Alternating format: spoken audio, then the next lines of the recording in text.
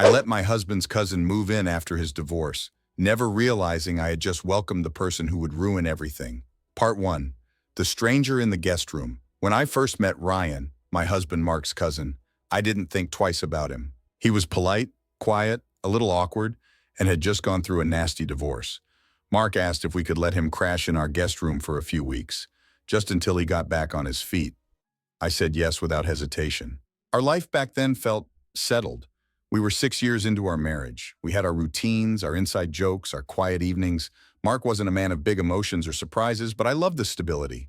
And maybe that's what made it easy for me to overlook the way Ryan slowly slipped into our world, not as a guest, but as something else entirely. At first it was subtle, a dish left unwashed, a casual comment about how I dressed. Then it was compliments. Too many. The kind that made me uncomfortable, but always delivered with a joking tone. You know, Mark doesn't realize how lucky he is, he'd say with a crooked grin. If I had someone like you, I'd never let you lift a finger. I laughed it off. Mark always told me Ryan was just awkward, didn't know how to talk to women. I believed him. I wish I hadn't. Because what started with awkward compliments turned into something much darker.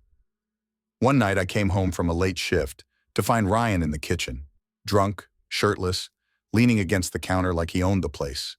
He smiled too wide. "Your husband's out," he said, stepping closer. "We could have some fun too, you know. What he doesn't know won't hurt him." I froze. My stomach twisted. This wasn't a joke.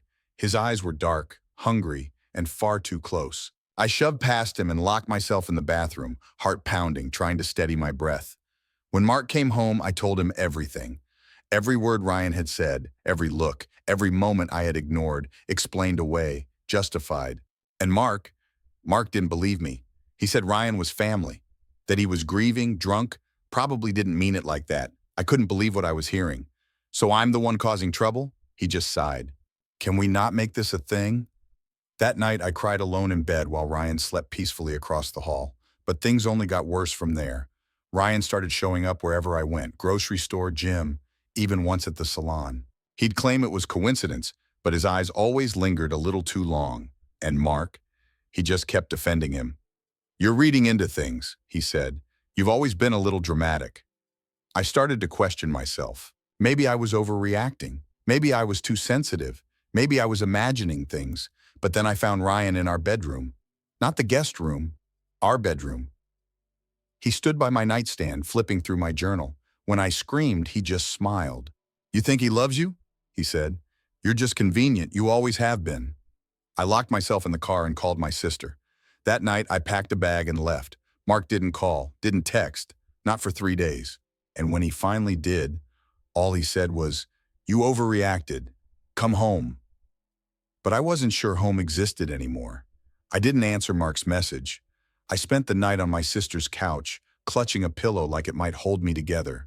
Her apartment was tiny, loud, always buzzing with chaos from her twins. But that night, it was the safest place I could think of. When she saw my face, she didn't ask questions. She just wrapped me in a blanket and whispered, "You don't owe anyone an explanation." But I couldn't stop questioning everything. Had I really imagined it? Had I blown things out of proportion? Mark's words clung to me like damp clothes. "You're being dramatic. You're overreacting." I looked through our old photos on my phone, vacations, anniversaries, birthdays, Mark holding me, kissing my cheek, laughing with me. Was it all a lie? Or had we just changed? By the third day, I got another message, this time from Ryan. "Sorry if I made you uncomfortable. I didn't mean anything by it, just a stupid joke. Hope you're okay." I stared at the screen for a long time. The message was short, polished, the kind of thing you write when you want to cover your tracks, not when you feel remorse. That night, I went back to the house. I needed answers. I needed to see Mark's face when I asked him the questions screaming in my head. The moment I stepped inside, everything felt wrong, too quiet, too still. Mark wasn't in the living room, not in the kitchen. I headed upstairs, and that's when I heard it. Laughter, low, close, coming from our bedroom. I froze. 2 voices, Mark and Ryan. I pushed the door open. There they were, sitting on the edge of our bed, laughing over a bottle of whiskey. Ryan looked at me like I was the intruder. "Oh," he said, smirking, "look who's back." Mark didn't say anything. He just stared. I wanted to scream. I wanted to cry. But all I could manage was, "Are you serious? After everything?" Mark stood slowly. "What do you want from me, Claire? He's my cousin. I'm not kicking him out over something that might have happened." "Might have?" "He was in our bedroom reading my journal." Ryan chuckled. "It was open. Not my fault." That's when I saw it. The look on Mark's face, not guilt, not confusion, indifference. And that broke me more than anything else. I turned and walked away. No bags, no yelling, just the dull, cold truth settling into my chest. He had already chosen, and it wasn't me. The next morning I called a lawyer, not just for divorce, but for protection. Because when betrayal lives under your roof and hides behind familiar faces, it isn't just painful, it's dangerous. And I wasn't going to let them take anything more from me. My lawyer's voice was calm, measured, the kind that makes you feel like you aren't crazy, even when your whole life is falling apart. I sat in her office, hands trembling as she flipped through a yellow legal pad and asked, "Do you feel safe going back there?" No, I didn't. Not because Ryan had threatened me, but because Mark hadn't defended me. Because betrayal wears a familiar face, and silence, his silence, was louder than any confession. I moved in with my sister full-time after that, brought the essentials from our house during one awkward afternoon when neither Mark nor Ryan were home. I walked through the house like a ghost, collecting pieces of a life that now felt like fiction. My wedding photo, my grandmother's blanket, a few books. I didn't take much, just enough to remember I had existed there. Mark didn't call, didn't text, nothing, until 2 weeks later. "Let's talk." 2 words. That's all I got. I didn't reply. What was left to say? But he showed up at my sister's place the next day, uninvited, holding flowers like they could rewind time. I met him outside. He looked tired, unshaven, but not broken, not the way I was. "I messed up," he said. "But Ryan's leaving. I told him to go." "You should have done that the first night." He looked down. "I know, I didn't know what to believe. He said you were making it up." I laughed, actually laughed, bitter and sharp. "So you believed him over me?" "I didn't want to think he'd do something like that." "But you were okay thinking I would?" Silence. He reached for my hand. I pulled away. "Do you love him?" I asked. It came out before I could stop myself. He blinked. "What? Do you love him?" He looked away. That was all the answer I needed. I turned and went back inside, leaving him on the porch with flowers in his hand and a truth too heavy for either of us to carry anymore. That night, my sister found me crying in the bathtub, the water long gone cold. I didn't want comfort. I wanted answers, closure, a time machine, something. Instead, I got reality. A month passed. The divorce papers moved slowly, but they moved. I started going to therapy. I stopped checking his social media. I even deleted old photos, not out of anger, but out of mercy to myself. Then one afternoon, I saw them, Mark and Ryan, together, at a cafe, not laughing, not hiding, just together, like they'd always been, like I'd never existed at all. It felt like being erased, as if I had only been a placeholder in Mark's story, a safe chapter before he turned the page to the part he really wanted to write. But I wasn't a placeholder. I was the whole damn book, and I was going to write a new story, without either of them. I didn't cry after seeing them together, not that day.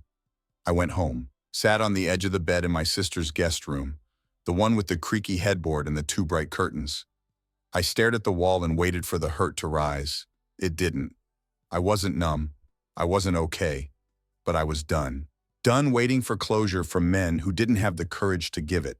Done trying to understand why people betray the ones who love them the most. Done hoping for apologies that would never come. That night, I wrote everything down. Every red flag I ignored. Every time I felt something was off but stayed silent. Every time Mark pulled away and I blamed myself. Every time Ryan looked at me too long and I laughed it off instead of calling it what it was, a warning. Then I ripped the pages out and burned them in the fireplace. I watched the flames curl around the paper, devouring the past. It wasn't symbolic, it was necessary. After that, I started over. I switched jobs. Something smaller, quieter, less demanding. But mine. I cut my hair. I bought new sheets. I painted my nails a color I'd always loved, but Mark said was too loud. I called my college friend Claire, the one Mark never liked. We had brunch and talked for hours. She hugged me when I finally told her the truth. Not just about the betrayal, but about how small I had made myself inside that marriage. "I'm proud of you," she said. "You're not broken. You're blooming." I didn't believe her, not yet, but I wanted to. Weeks passed, then months. The divorce was finalized quietly through email signatures and lawyer confirmations. No dramatic final meeting, no letters, no last words. And then one day, in the grocery store of all places, I ran into Ryan. He looked startled, older, tired, alone. We locked eyes. He gave me a sheepish smile, half apology, half arrogance, and opened his mouth. I shook my head. "Don't. Just don't." I walked away, and for the first time in a long time, I felt powerful. Not because I hurt him, but because I didn't need anything from him anymore. Not answers, not guilt, not closure. I had all of that inside me now. I left the store that day with groceries in hand and peace in my chest. It wasn't a victory parade. It wasn't revenge. It was freedom. Grief doesn't always look like sobbing in a dark room. Sometimes it looks like standing in the toothpaste aisle, holding two brands you don't care about, and realizing you've never made a decision like this without him. Sometimes it looks like silence. Sometimes it sounds like your own voice, finally learning how to fill the quiet. After I walked away from Ryan, I didn't look back. Not that day, not the next, not ever. But his shadow followed me. Not because I missed him, but because I was still learning how to walk through a world where betrayal didn't look like a monster in the dark. It looked like a man I once called my brother. A man who toasted at my wedding. A man who stood behind my husband in every photo like some twisted guardian of our shared lie. I had to learn how to stop assigning blame to myself. How to stop wondering if I invited the betrayal, if my kindness had been mistaken for permission. There was a moment, about 3 months after the divorce, when Mark emailed me. Subject line, "Can we talk?" I didn't answer right away. I read it twice, then again. Then I closed my laptop and made tea. 3 days later, I responded with one word. "Why?" He replied with something carefully worded, as he always did, about wanting closure, about how he realized what he lost, about how things got out of hand. He said he missed me. He said he missed us. I stared at the screen, the cursor blinking like it was daring me to scream. Instead, I wrote, "You didn't lose me. You threw me away. Closure isn't a conversation. It's a decision. I made mine." I never heard from him again. And that was fine, because I didn't need his guilt to validate my healing. I kept going. I took up running, not because I liked it, but because it was something he never did with me. Each step felt like reclaiming a piece of myself, my body, my will, my breath. I reconnected with people I had drifted from, friends I hadn't seen in years because Mark didn't really get along with them. One of them, Julia, brought wine and old photos and said, "You're glowing. You don't even know it, but you are." And maybe I was. Maybe, through all the ash and ruins, something new had started to bloom. One night, alone in my apartment, I pulled out a box I hadn't touched since the move. Inside were letters, photos, a dried flower from our first anniversary. I looked at it all, not with tears but with distance. This woman in the pictures, the one smiling with her head on Mark's shoulder, she wasn't weak. She was just loyal to the wrong people. She didn't deserve betrayal. She deserved better. I kissed that version of me goodbye gently. I burned the last photo. And when the ashes settled, I felt a calm I didn't recognize. It was mine. And I was finally ready to write a new story. One where love doesn't come laced with lies. Healing doesn't happen in a straight line. Sometimes, just when you think you've put it all behind you, it sneaks back in. A scent, a song, a memory so sharp it slices open the scar you thought had healed. That's what happened the day I ran into him. Not Mark, not Ryan, her, Jessica, the woman who had once braided my hair before my prom, who I once held while she sobbed after a breakup, the woman who stole the man I married while smiling in my face every morning. I saw her in the cafe across the street from my office, just as I stepped outside. Her hair was longer now, a new color. She looked good, rested, well-dressed. She was alone, sipping something foamy, scrolling on her phone like the world hadn't shifted under my feet because of her. My heart jumped, then stilled. I could have walked away. Maybe I should have, but I didn't. I crossed the street. She looked up and saw me. For a second, there was fear in her eyes. Then something worse, guilt. She opened her mouth. I raised my hand. "No," I said, calm and steady. "Don't say anything. I'm not here for that." Jessica blinked. I sat down at her table, just for a second, just to say what I had rehearsed in my head 100 times but never thought I'd actually deliver. I trusted you with everything, I said. And you made me feel like a fool in my own home. Her lip trembled. I don't need your apology, I continued. I need you to understand that what you did didn't destroy me. It redefined me. It stripped away the people who didn't deserve me, including you. She didn't respond. I stood up. I wish you peace, Jess, not happiness. Not yet. Peace, because I had to crawl through fire to find mine. I left her there, stunned. I didn't cry. Not that night. Not even when I told Julia over wine what had happened. It's not just that you saw her, she said. It's that you finally saw yourself. She was right. I was beginning to recognize the woman in the mirror again. Her eyes were clearer, her posture taller. She smiled without checking first if someone else would approve. I started dating, slowly, carefully. Not because I was ready to fall in love again, but because I was ready to let someone see me, honestly, wholly, even the broken parts. One man, Sam, asked me on a second date. You're strong, he said, and I don't mean the cheesy way. I mean it feels like you've fought to be here. I smiled. I have. He looked at me. I want to know that story someday. I didn't say yes, not yet, but I didn't say no. Because maybe, just maybe, the story of me isn't just about what was stolen. It's about what I'm reclaiming. Slowly, one heartbeat at a time. After the encounter with Jessica, something shifted in me. Not right away, not like a lightning bolt, but slowly, like thawing ice after a long winter.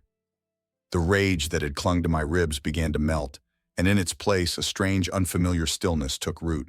I didn't miss Mark, but I missed who I was before him, before them.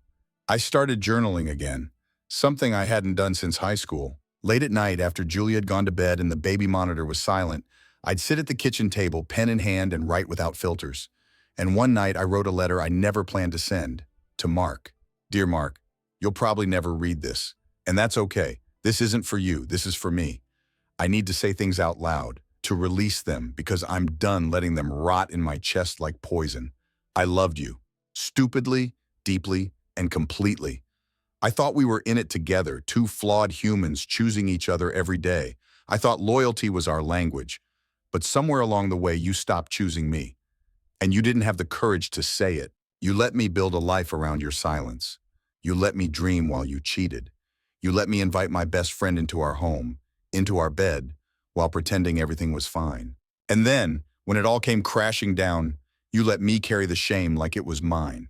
But here's what I realized. I don't need closure from you. I don't need an apology. I don't even need an explanation. What I need is to forgive myself for not seeing it, for staying too long, for believing in someone who was already gone. I'm healing now, not because you left, but because I'm learning to return to myself. I hope you find whatever it is you were looking for. I hope you learn to be honest with others, with yourself. Goodbye, Mark. Not bitter, just done. Asterisk, asterisk.